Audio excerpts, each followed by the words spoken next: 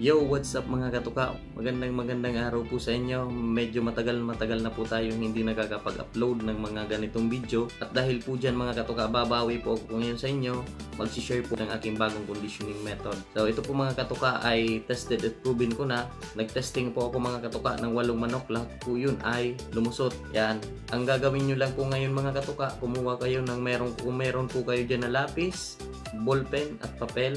Yan. Ihandaan nyo na po yan dahil i-take note niya na po yung aking paraan sa pagkukondisyon ng manok. Ito po ay 8 days conditioning method. Huwag na po natin mga katuka, pabahain pa ang video ito. Yan. Simulan na po natin yung aking 8 days conditioning method. Siguraduhin niya lang po mga katuka na 3 beses nyo na po siya na-spar. Okay po? Sa day 1 po mga katuka, ito na. Simulan ko na. Sa day 1, paliguan nyo lang po mga katuka yung mga schedule. Day 2, sa gabi magbigay po kayo mga katuka ng Bellamil 0.3 ml lang po. Sa day 3, sa umaga pagkapatuka, magbigay po ng Promotor 43. Promotor 43 po pagkapatuka sa umaga. Ilamusan ng manok, bilad-bilad sa araw, at least mga 1 hour or 30 minutes. Basta wag yung masyadong paarawan na yung ma-stress na yung manok. Basta tansyahin nyo na lang mga katuka.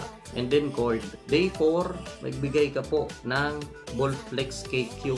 Patuka ulit sa umaga. Kalahati lang po na Voltflex KQ. Yan. Ilamusan, bilad-bilad po sa araw, and then cord. Day 5 mga katuka. Ilamusan, bilad-bilad sa araw. Paggabi, bago i-keeping, magbigay po ng Red Gel Forte. Alas 6 or alas 7 ng gabi. Bago po i-keeping, maglagay po sa sprayer ng konting washout or Serumite kung ano pong available dyan sa inyo. Espirahan po yung kanyang paa. Para po, ano pong purpose dyan? Para makapagpahinga po ng maigi ang ating manok sa keeping. Gawin po yan kada gabi basta sa pointing po. Para po maiwasan ang pagkagat po sa kanila ng mga lamok. Yan. Day 5, nagbigay ka na ng red gel. 6, 7, 8, 6, 7 pointing, 8 day of F. Yan. Wala na po akong mga katuka na binibigay dyan. Paalala lang po mga katuka, dapat po sa pointing, paghapon, alas 12, binababa po natin yung ating mga manok.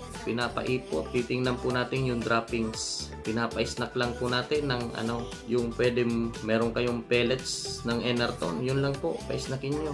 Ng konti, mga 10 piraso lang po. Ganyan lang po yung paraan. Hanggang sa day of fight. Day of fight, 25% na lang ng feeding ang aking ibinibigay. So, yan lang po mga katuka yung aking bagong conditioning method. So, sana po ay nakuha ninyo. Maraming salamat po. Sa hindi pa po pala nakapag-subscribe, click nyo na po dyan yung subscribe at click nyo po yung notification bell para po updated ko sa aking mga bagong video na ina-upload. Hanggang dyan lang po mga katuka. God bless.